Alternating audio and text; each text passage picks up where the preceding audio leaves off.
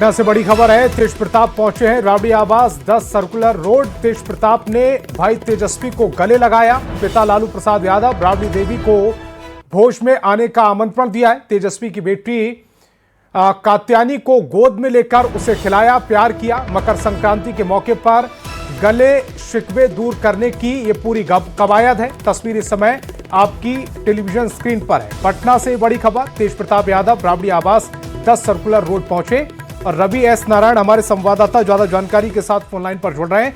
Ravi S Narayan, थोड़ी देर पहले तक ये चर्चा चल रही थी कि तेज प्रताप यादव को बीजेपी की ओर से ऑफर है, हालांकि उसका कोई आधिकारिक ऐलान नहीं हुआ। तेज प्रताप ने भी हंसकर टाल दिया। अचानक से ये तस्वीर जस्ट इसके उलट है। जी बिल्कुल, देखिए इस बार चूड़ा दही का जो भोज तेज प्रताप दे रहे हैं और उसमें उन्होंने जो कोशिश की है बड़ी लकीर खींचने की कोशिश है।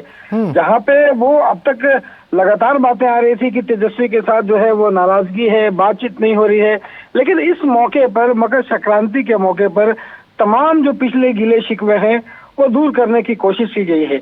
और इसी के तहत वो 10 सर्कुलर रोड पहुंचे, तेजस्वी यादव से मुलाकात हुई, उनको आमंत्रण दिया, पिता से भी आमंत्रण दिया, राबड़ी देवी को आमंत्रण दिया। तेजस्वी यादव की जो पुत्री है कात्यायनी, उन्हें गोद में लेकर काफी देर खिलाया।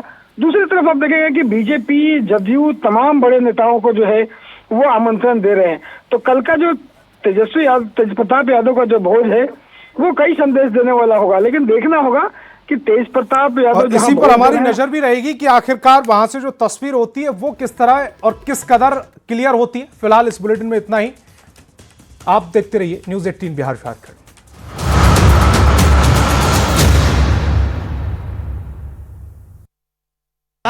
सबसे ज्यादा भ्रष्टाचार किस तरफ है? शिक्षा में। शिक्षा में। ऐसा क्यों कह रहे हैं? मतलब आखिर ऐसी क्या बात आप देखते हैं, क्या कमी देखते हैं जिसके कारण लगता है सारे ऑफिस बिके हुए हैं। हाँ। बिना पैसा के कोई बातें नहीं करता है, जाइए ऑफिस में तो। हाँ। मैं बताता हूँ, मैं शिक्षक हूँ, रिटायर्ड। हाँ। डी ऑफिस में मेरा सर्विस बुक हाँ। मेरे पास रिसीविंग है। हाँ। मैं जमा किया। हाँ। आज ऑफिस बोलता है कि मैं नहीं जानता हूँ कि कहाँ आपका है। अच्छा, तो एक बात बताइए, आपसे दाएं बाएं से कुछ मांगा भी गया है? दाएं बाएं से कुछ जो मांगा नहीं, जाता ये झूठ मैं नहीं बोलूंगा। हाँ। लेकिन मैं सत्य ये बोल रहा हूँ हाँ। कि इसके पीछे रीजन यही होगा। हाँ। तो कभी आप कोशिश नहीं किए कि इनको थोड़ा बहला फुसला के तो देखते हैं? खुद मैं डीओ से जाकर के बोला। तो कितना समय हो गया इस बात को?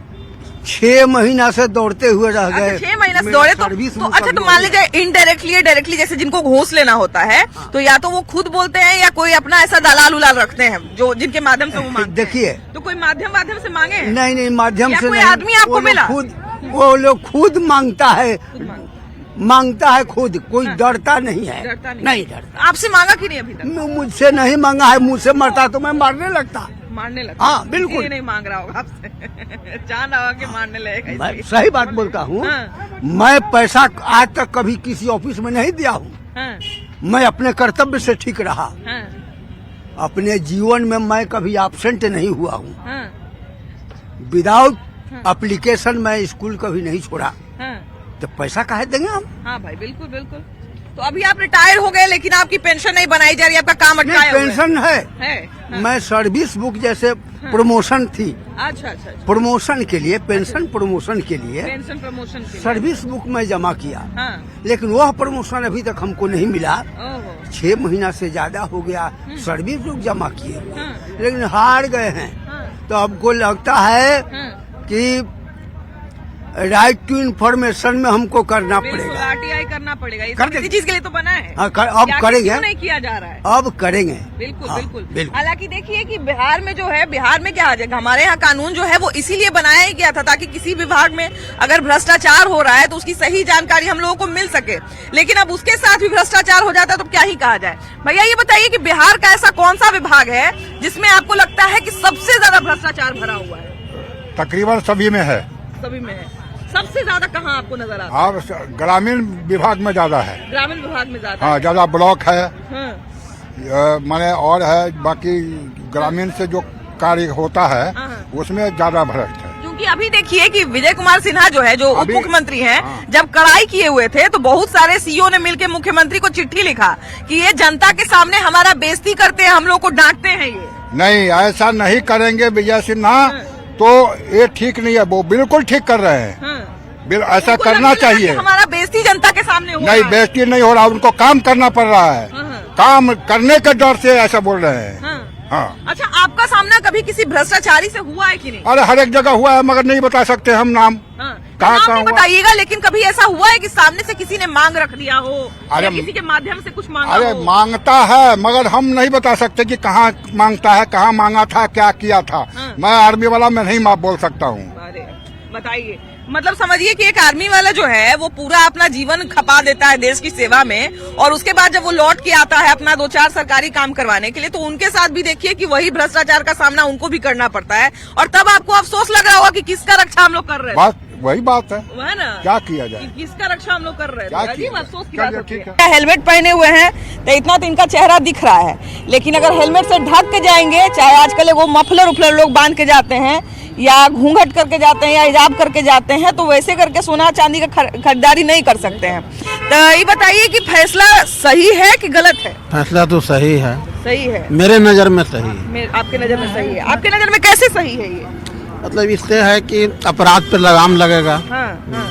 मैंने उनका कहना है कि हम सीसीटीवी तो कैमरा लगा दिए हैं, लेकिन अब उसमें लोग चेहरा ढक लेते हैं, सीसीटीवी कैमरा में भी नहीं करता। नहीं आएगा, सही बात है। सुरक्षा की दृष्टि से बढ़िया है, बहुत बढ़िया, अच्छा है, होना चाहिए। कुछ लोग विरोध भी कर रहे हैं इसका, तो कह रहे हैं कि गलत बात है ये। विरोध कर रहे हैं तो गलत कर रहे हैं ना।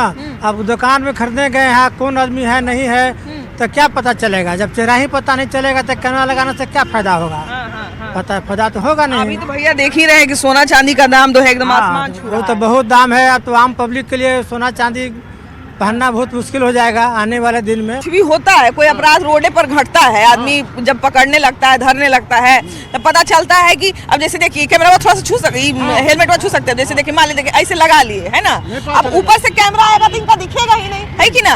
आज ऐसे ही मान लीजिए कैमरा अगर खोल के जाते हैं तो इनका चेहरा कम से कम नजर आएगा, किसी तरह का कोई दिक्कत होगा, चाहे नहीं भी है तो कम से कम पहचान तो हो सकता है। हाँ, पहचान हो सकता है कि नहीं?